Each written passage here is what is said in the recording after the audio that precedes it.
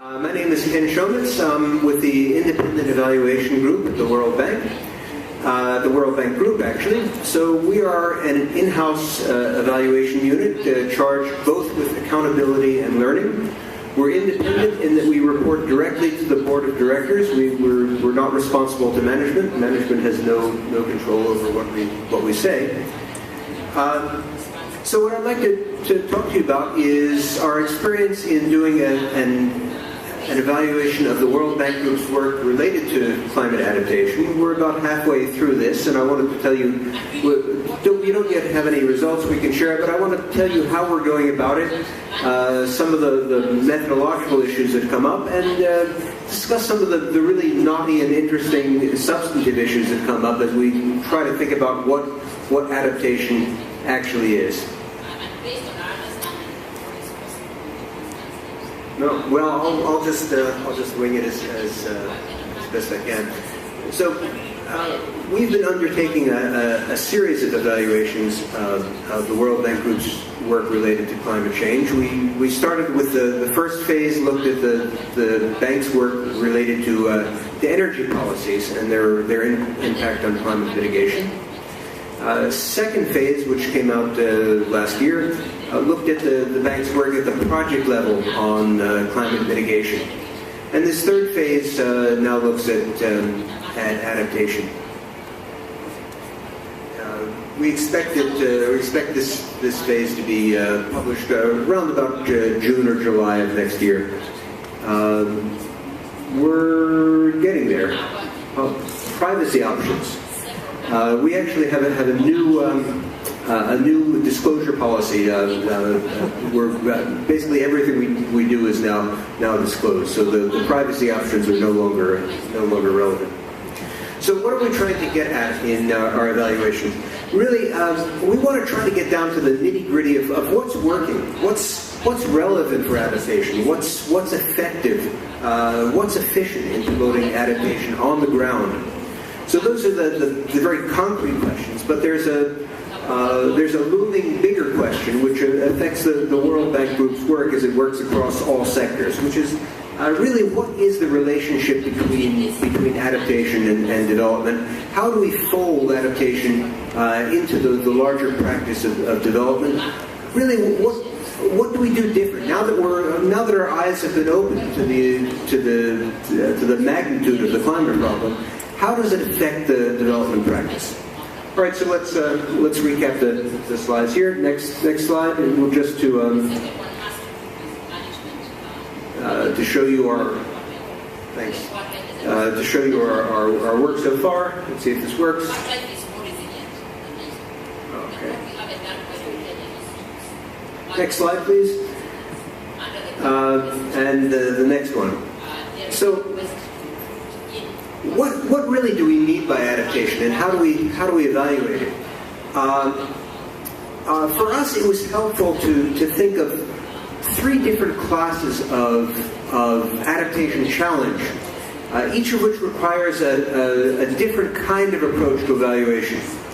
So let me briefly go through these three classes of adaptation challenge. The first one is dealing with chronic climate-related conditions. So examples of this are living in a semi-arid or arid area where water scarcity is always a problem, and where rather severe droughts might occur every 3 or 5 years. Living in a floodplain where it floods every other year. These are conditions that are related to climate. They're ongoing, and they're going to get worse. Typically, they're going to get worse as climate change progresses. The second class of problem is maybe more familiar. That's the problem of extreme events. And what this comes down to as we look in practice at what the bank group is dealing with are storms, cyclones, floods, and severe droughts and heat waves. These are extreme in that the really extreme events are things that happen only once every 100 years, but are when they hit are terrible. For instance, the floods in Colombia, which are considered to be a once in 100-year event. The heat wave in Russia a couple of years ago, which is probably a 1 in 1,000-year event, at least 1 in 1,000 years the way climate used to be. Now it's more common. And finally, the third kind of adaptation challenge is what, for lack of a better term, I call the inexorable calamities. This is where things get really different from the way they've been. There used to be an island, now the island is inundated. We used to be able to do agriculture in this place, now we can only do pastoralism or nothing at all. So things shift. There's a tipping point, and things are different from the way they were. We used to rely on the glacier for our summer water supply, and now that glacier is gone. So, next slide. So, what do these very different things have to, what are the implications for evaluation?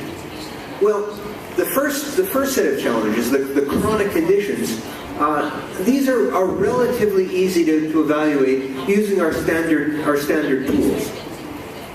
And I'll give some examples in a moment, but because these conditions are always with us, we can look at projects that try to address these conditions and ask, well, what was the impact? What was the impact on resilience? What was the impact on livelihoods?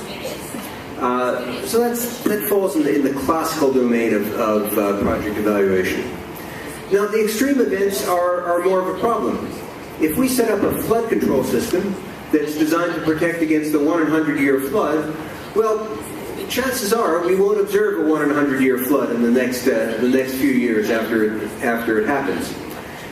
We have the same problem with the inexorable calamities. If we're worried about what happens when that glacier melts over the next 20 or 30 years, we don't want to wait 30 years to give you our evaluation. We'd like some feedback sooner. And so our conclusion is that for these two classes of challenge, the extreme events and the inexorable calamities, really the only way to evaluate these efforts is to evaluate them ex ante, to check the logic of what they're trying to do. Does it make sense? Does the physical explanation make sense? Does the behavioral explanation make sense? What climate data was used, what modeling effort was used in order to come up with the design of the project, and test also for for some intermediate impacts which are necessary for the project to be viable in the long run. So that sounds a bit abstract. Let me take it now to the kinds of things that the World Bank Group does, and just give some small examples about how such an evaluation might take place. Next slide, please.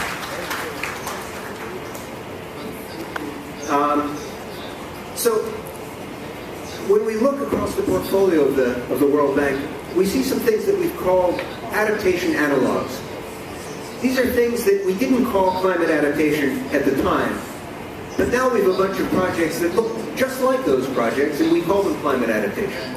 So let's call them analogs, for lack of a better term. Some examples. Flood prevention. The World Bank Group has been in the business, or the bank, properly speaking, has been in the business of flood prevention for quite a while.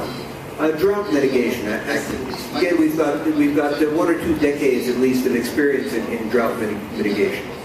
Planting mangroves to defend against coastal surges and tsunamis and storms.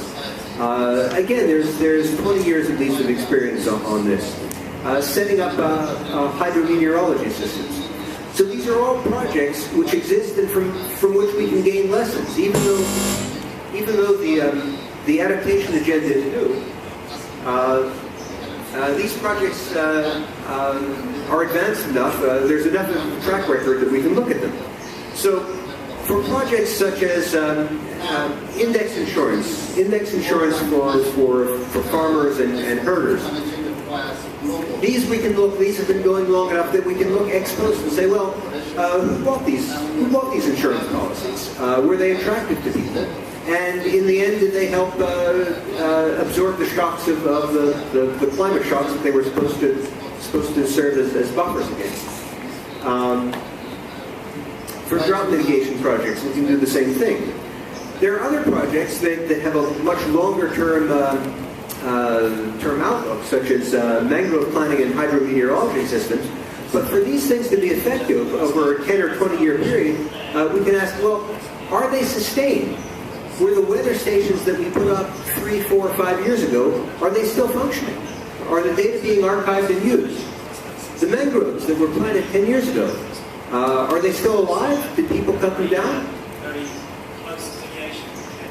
So we can look at those sustainability impacts.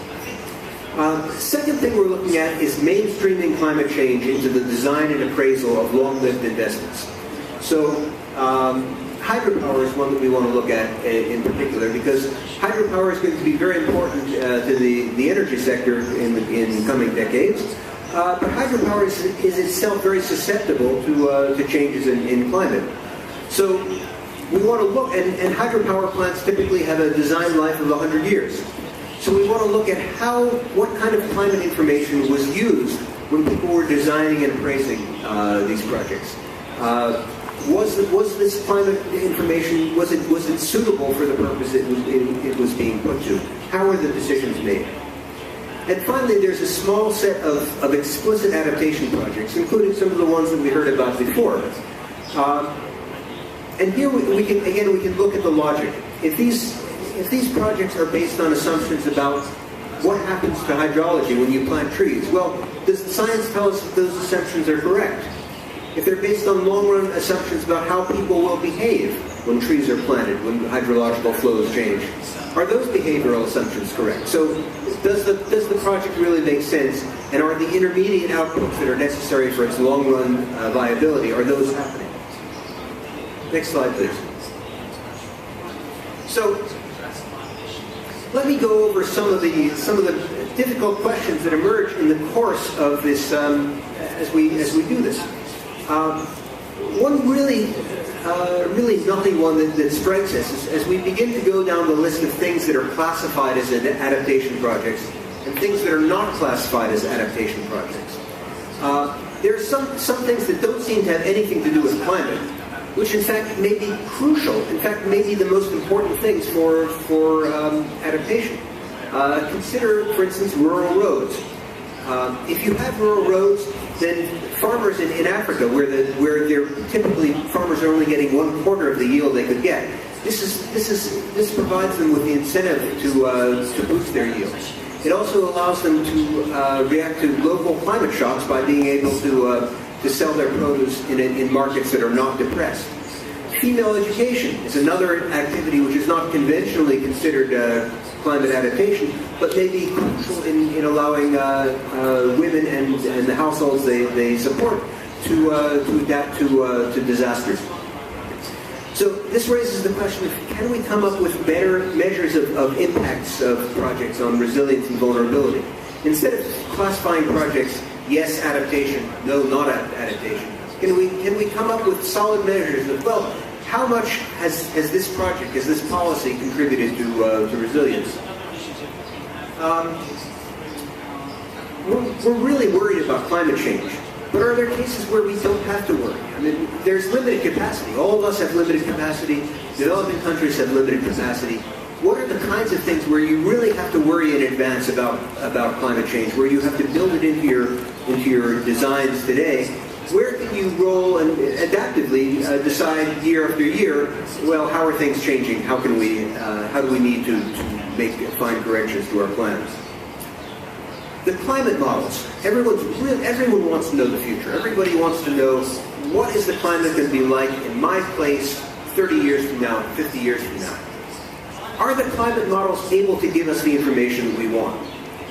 And if they can't, what do we do? And finally, one really interesting thing that seems to emerge across the area of adaptation is land use planning.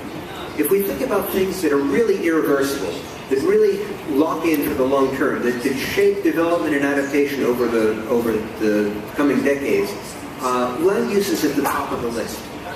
There are studies after studies of climate adaptation which say look, we can identify already the areas that are going to be at risk from storms, from drought, from flooding. Let's try to steer development away from these areas. This makes perfect sense. It also makes perfect sense to think about how you design ecosystems, design biodiversity corridors so that ecosystems can survive the shocks they're coming up with. But the big question is, we've got lots of beautiful land use plans in GIS systems. Do we have experience in implementing them on the ground? So let me leave those challenges with you and turn it over to discussion. Thank you, Ken.